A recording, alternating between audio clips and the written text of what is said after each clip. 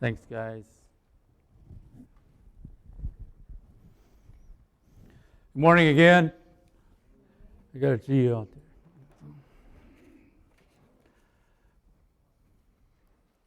Hope you've had a great week. Today's the first day of the week, right? I used to get that mixed up. Today's the first day of the week. Monday's not the first day of the week. Sunday's the first day of the week. And did anyone have any good thing happen this week? Something good? Come on. Anything? Yeah. You can raise a hand. We're not going to ask you up here or anything. I had something kind of, what would be a rare find. And I shared with this, I think the guys yesterday at coffee, that splitting a log and splitting through a piece of wood and laid that open, and there laid a bullet right in the wood grain. Cool. That's obviously a hunter shot and missed and hit the tree, or ricocheted or whatever. But interesting. What are the chances of finding that? It's like, you had all these different blocks of wood that you probably. How many of you went through that have a bullet in them and you don't know? Where's he going with that one? Well, I put it in my treasure box amongst my coins. If you got a junk, how many of you got a junk box? Like when you clean out your pockets, you put stuff there, keys, coins, nuts and bolts, screws, nails. Oh, there's all kinds of junk. You say junk, but that's good junk. It's good junk.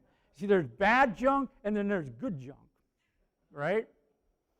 What? Don't throw that away. I got to sort that out.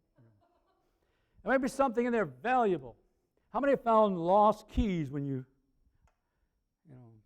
oh, there they are. Oh, there. I put them away. That's why I couldn't find them. Life is very interesting at times. And so this week is Thanksgiving week. And I trust that you're looking forward to that this week and Thursday if you gather with family.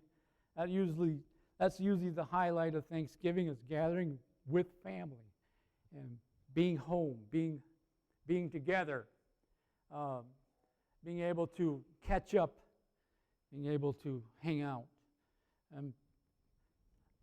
Pastors sometimes struggle around holidays. What can I talk about that's fresh? Lord, is there something in the old that I can bring it out and really bring a fresh word? And I just kind of went back to the one of the classics today, found in Philippians. You know it probably already. You know the text probably about not worrying and not being anxious. I will call this a thankful heart. A thankful heart, a thankful attitude. The older I get, I find the little things are the things that I appreciate more. A cup of coffee, a fire in the fireplace, something out of the garden. Someone canned, made something homemade. It's a treat. And right in the midst of all the chaos of life, sometimes we mustn't overlook the little things. What are the things that I like about when I remember my home? The good food, the fun around the table. And when we had special celebrations, there was memories. The brothers, the sister, we'd all be listening to. Usually David was telling the loudest story, laughing as loud as he was telling the story. grandpa here. And he's just got that, I don't know, it's that joy about him. But life, we need to savor and not take for granted our friends, our family, our neighbors, our children, their children to come. And on it goes. Life is a cycle, a seasons. Every week you read in the paper, so-and-so, such and such, passed away. It's just like, wow. Life is short. And how am I to live it? What is God's expectation? What is God's viewpoint? He's looking upon our hearts to see if we have an attitude toward Him. And His desire is that we begin to walk in His fullness and His freedom and His life that He has for us. So Paul is writing out a cell. He's in prison while he wrote these words. And Paul, no doubt, had his moments of being tested. But he always seems to rise up in circumstances that are harsh because he looks toward the Lord. Verse 4, I'm just going to use that as a springboard, Philippians chapter 4, a springboard into the chapter a little bit. Rejoice in the Lord always. Again, I will say rejoice. Well, if you're sitting in a cell, if you're sitting in a traffic line, or you're sitting in a waiting line, if you're in a hurry and you want something to eat, and I ain't going there. I sometimes get tested about rejoicing in all things. Are you there? Are you? Touch yourself. See if you're okay. Rejoice. But if we will choose to rejoice and not get blown away by the little things, small things, silly things, keep our composure, keep our spirit under control, right? And gain ground with Him. How many guys are tested when your wife goes in the shopping center and it's going to be just a couple of minutes? Okay. Nah, I'm just having fun. I learned to, just a couple of minutes probably means 20 or 30. And so I just relax and I just take that moment to, think. I just don't like going to shopping centers. That's my thing. If I'm going to go there, I get what I want. That's it. I don't like going down every aisle. I like to find it. Is anyone with you? Are you guys out there okay? Yeah. But to be thankful is a discipline. It's a discipline of our thinking. We'll read on. Let your forbearing spirit, verse 5, let your forbearing spirit be known to all men. The Lord is near. Oh yeah, I got new hearing aids this week. That's right. And the old ones are like, these things are feeling. What was really weird is the nurse or whoever helped me, she poked them really in there. And she said, is that the way you're supposed to wear them? I'm thinking, what? And it's just like, whoop, come out the other side.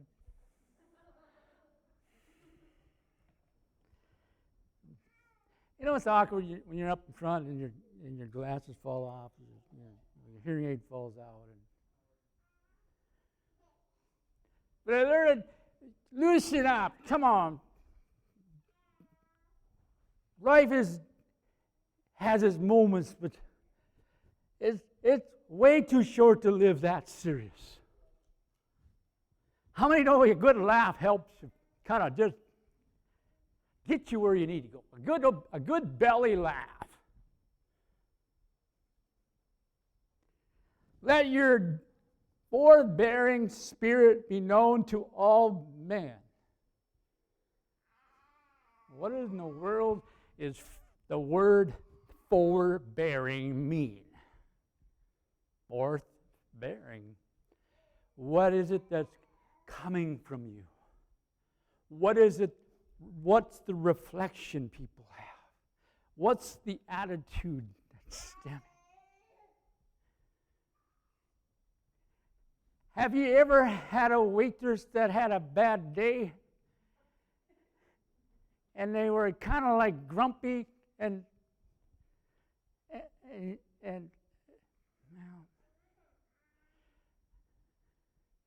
I had a friend that would agitate people on the job.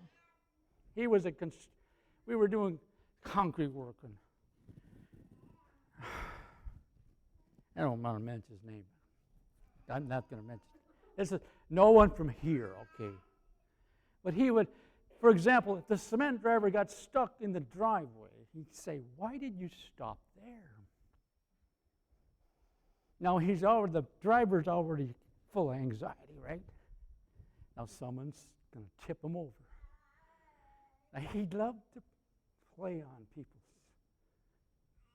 emotions. I think he thought it was entertaining.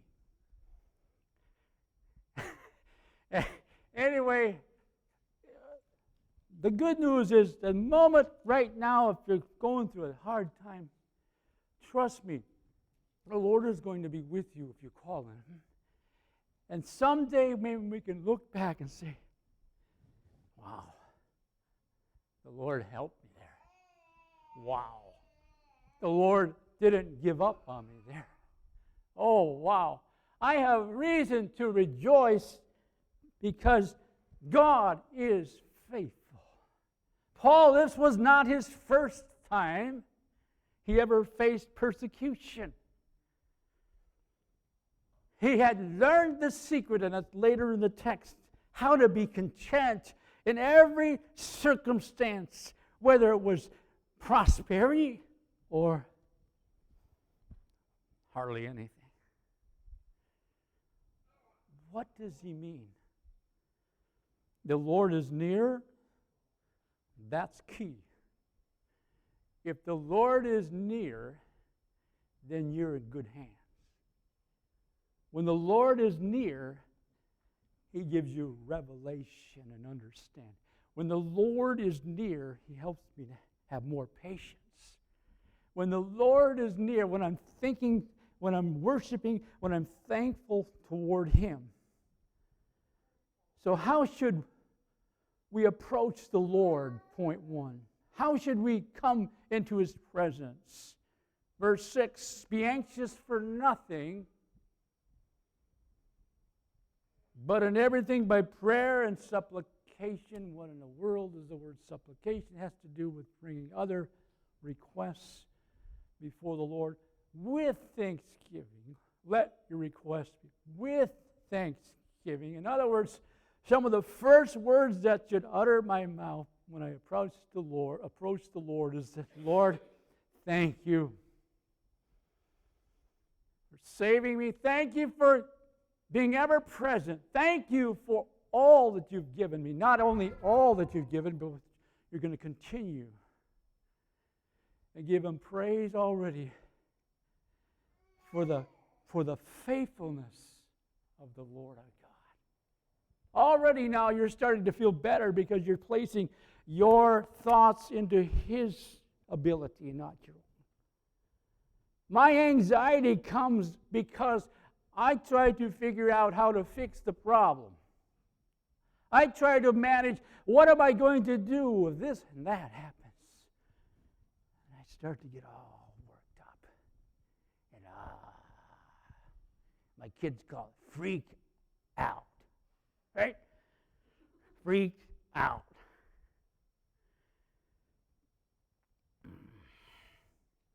Anxiety is real.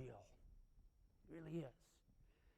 It can bring you into a place where you can't think straight. And you need to escape, or you want to escape somehow. And the Lord is saying, I am your escape. I am your strength. When you talk to the Lord about the little things that bother you, you'll be surprised how much better you'll feel, because He cares about the little things. He cares about the things that are making you feel afraid and imperfect, inconfident. How should I approach the Lord? In all humility and honesty. I am weak. Lord, you know my weaknesses. Lord, I have a problem, but you are the one that is able. I can't. Lord, you can. However you choose, Lord. That's what we're doing now, is we're turning it over. We're surrendering it. Have your way, Lord. If you're trying to teach me something, help me to hear. You begin to break down what you think should happen. And you come to a place where you're able to rest.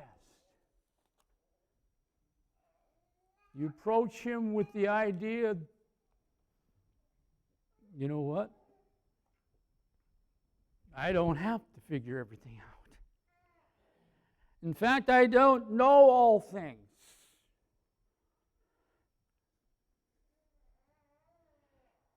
Proverbs chapter 3 talks about trusting in the Lord with all your heart, leaning on Him with all your heart, not leaning on your own thinking, your own understanding.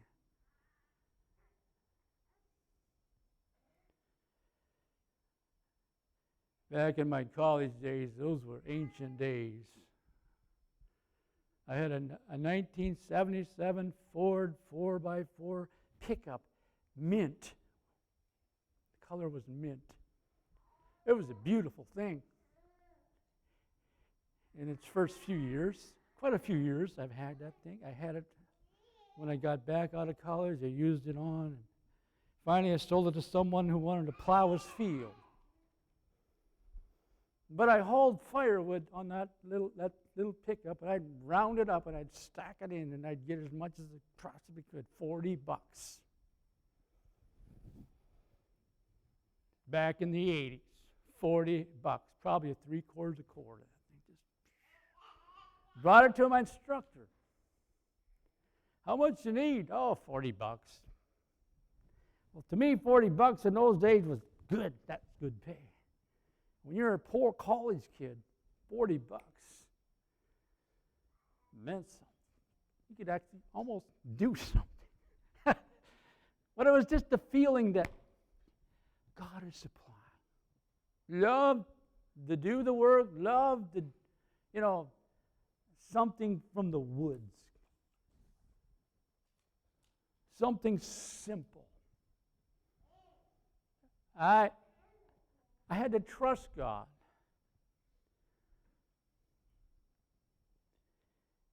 And He provided. Each year we go back and, well, I wasn't trying to butter up the instructor, but it might have helped.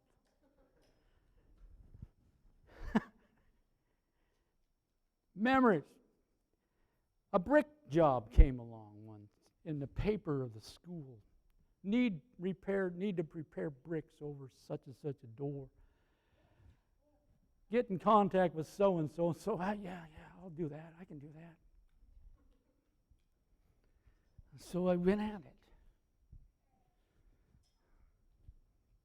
Why am I saying this stuff? Why am I so worried?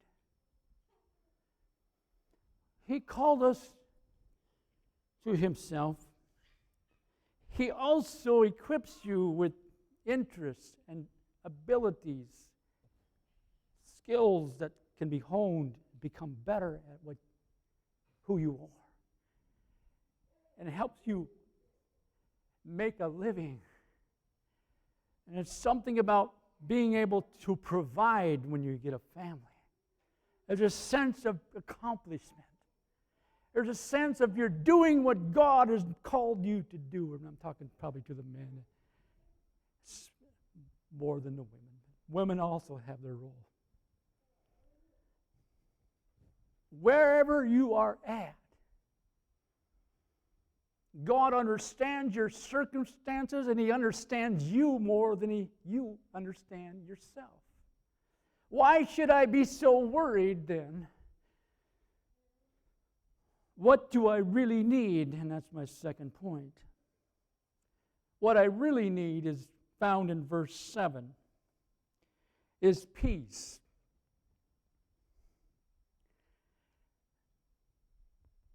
One of the underlying, I would say it's like a gauge or somewhere how to measure if you're in the right place. If you're on the right track with God, often it's followed with an underlying sense of peace that only He can provide. One of the ways He directs us is because of His peace. When you prayed about it, God has opened the doors. God is moving you in maybe a different direction. It can even feel awkward, and you can feel like, whoa, am I doing what's... And we bring it back to the Lord. Lord, even if I make a mistake, I'm going to believe that You're big enough to help me fix it. Are you guys with me? Sometimes we fail to step out into God's provision because it's so comfortable. I don't like change, and I'm one of them. I don't like a lot of change. But the danger in that is to stay in that comfort zone where you just want to be us four no more. And God calls us sometimes out of the box. To talk to a stranger is not always my easiest. I've gotten better, though. My father-in-law was a master at it. He could make anyone, anywhere, stranger, he could make conversation. Just natural. He relaxed, and because he was relaxed, they would relax. And he just knew how to gently, seem interested in him. I believe we can have a conversation. I learned this a little bit by little bit. If I ask the right questions, when I don't know what to say, if I ask not stupid questions, but, questions. Are you from here? Where's your home? Just simple, what's your livelihood? Just simple. And if they you're weird, get away from me, I get the message. It's no big deal. But if they sense you're interested in them, well, they start to talk, and you listen and you connect. What I really need is to take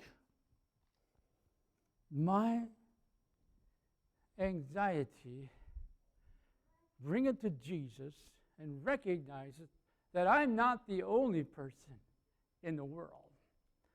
I'm not the only one. Jesus went to His people. Jesus came to us first. Jesus came down to this world so that we could understand who He is. All the way over in the Old Testament of the book of Exodus, Moses was called by God, and he didn't want the job. Moses was being called by God to lead the people of Israel out of Egypt, out of slavery, but Moses didn't want the job. Remember how he argued with God? Remember how he brought up excuses, and more excuses? Get my brother Aaron. He's better at it. He can talk better. Moses, I'm calling you. And that whole process took a long time. Finally, Moses began to rely. You see a different Moses later in the book of Exodus than you did early in the book. And Moses came to a place where he was receiving the commandments and the laws on the mountain, and he was in the presence of God, only to come back to find his people floundering in a sinfulness, creating an idol and worshiping a calf, and Aaron was in on it, and it was just a mess. And at that time, he just wanted, if it hadn't been for the compassion and the intercession of Moses, it seemed like God was ready to nuke him. He was done with it. It was just like a bad deal. But Moses prayed and reminded God, as if God needed to be reminded, God, you chose these people.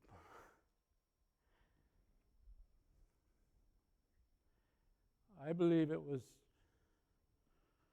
already in the plans and hearts of God.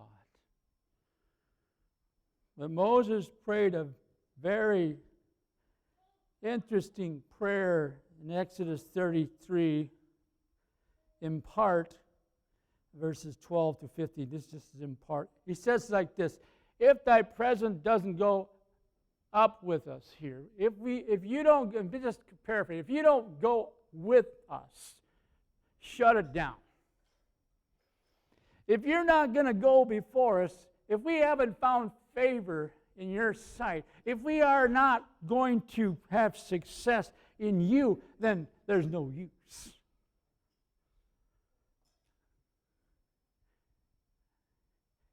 And I believe that's very close to what I'm trying to get across today to our hearts, is this: my real need is His presence.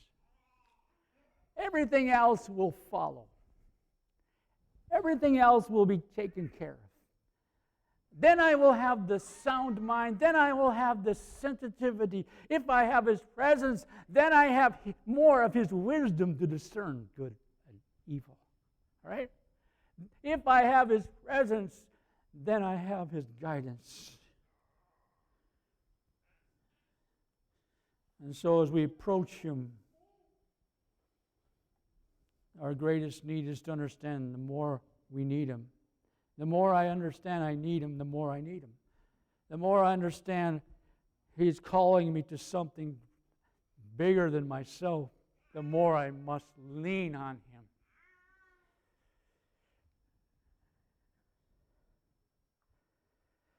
And so he wrote on. He had learned the secret, in verse 11, to be content.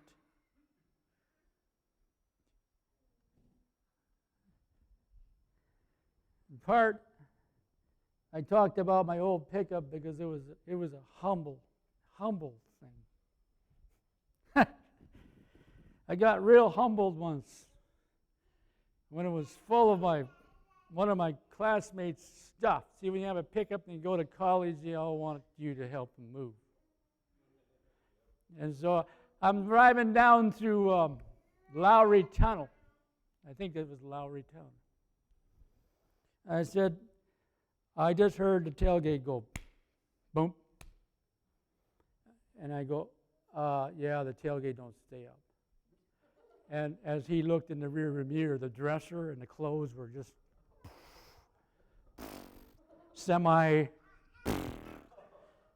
underwear or whatever. And then he goes, oh, I had my money in that drawer. Well, what are you thinking? Peach crate, just junk. Can't you just see it? A memory was that pickup. That's not the only memory. Another time, a friend says, I got to go to the 7-Eleven, and can you take me? And, oh, sure. My 7-Eleven was that way. His 7-Eleven was that way in his hand. And I'm in the right lane. Signal light is on. I'm in the right lane. Right turn lane. He said, no, it's the other one. Boop. grip the switch to the left, didn't even hardly look. I whip it into the left. Whew, there goes the car, scrape. And it took my bumper and straightened it out to a 90. Are you serious? And now oh my God. Anxiety was climbing.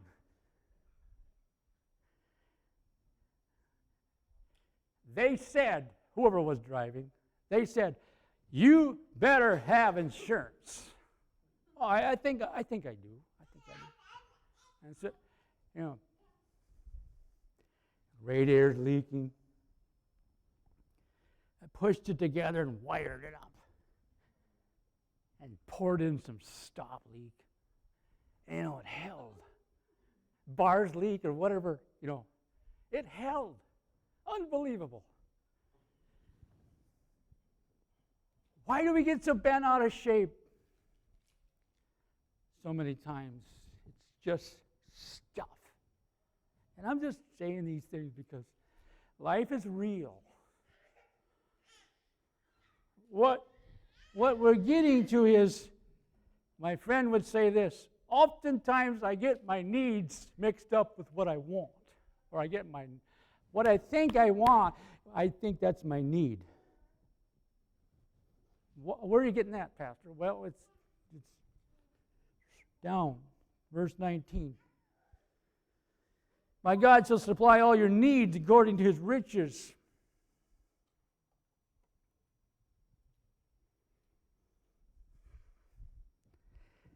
If you have a thankful heart, more often you have this feeling, I don't really need a lot. I need a few things. The basics. If I keep my attitude that, look what I already have. Look what the Lord has done.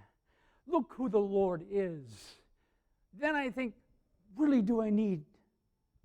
I only need a few things. The Bible says you only need a few things.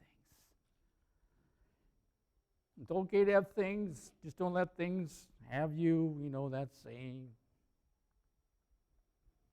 You know what Paul got excited about? Other people coming to Jesus. When he looked upward, he was more able to look outward and see people in need. The more we look upward, the more we see Jesus, the more sensitivity we have to other people who do not have Jesus. And we have compassion on them. Looking upward helps me to prepare myself for what is really important. Not only just monetary, a job is not only your monetary or living, but it becomes relationship. When you live in a community long enough, one of the good things about it, or it could be bad, is you earn a reputation. What is that? Whoa, now what's he talking about? Small towns turn it up about 20 decibels. Everybody knows so and so and so and so is this and that and another and this and that. And our reputation.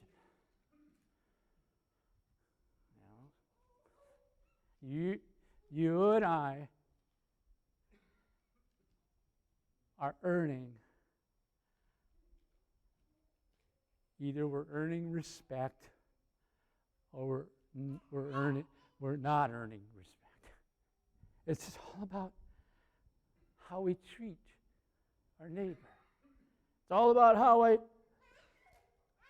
conduct myself with people who are hurting. But when I look upward, it helps me to see who else is discouraged, who else is carrying a load of weight. There are many things in this life. I want to wrap it up. There are many things in this life that you can fret over, can bother you.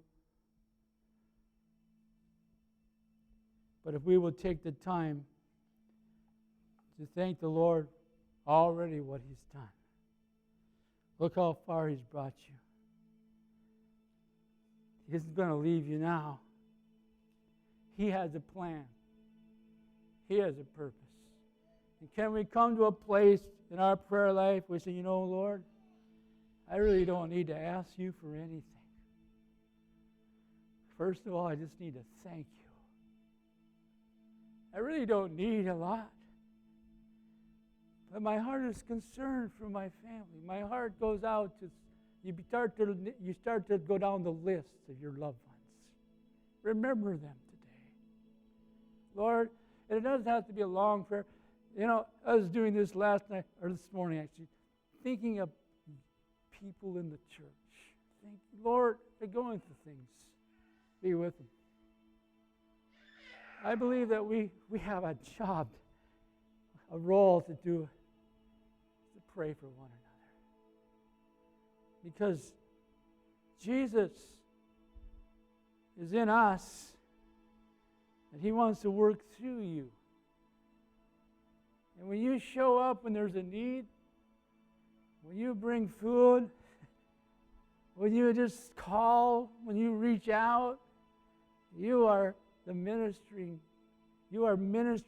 as unto the Lord Himself. And He talks about this in other places. But so the greatest, what I'm coming down to is this. The greatest need I have is Jesus living in me so that I can touch the world around me. Jesus doing it through me, not me. And so I want us to sing and reflect that song. Come on, guys, if you help me. That song that talks about the goodness of God, talks about how that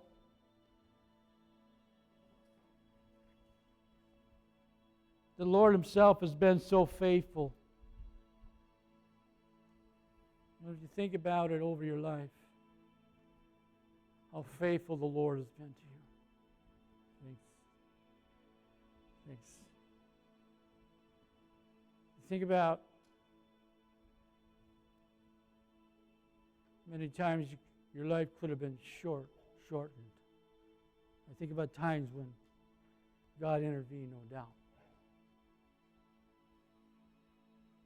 I think about times when it was a close call on a highway. I think about how good God has been. We need to share that with our neighbors.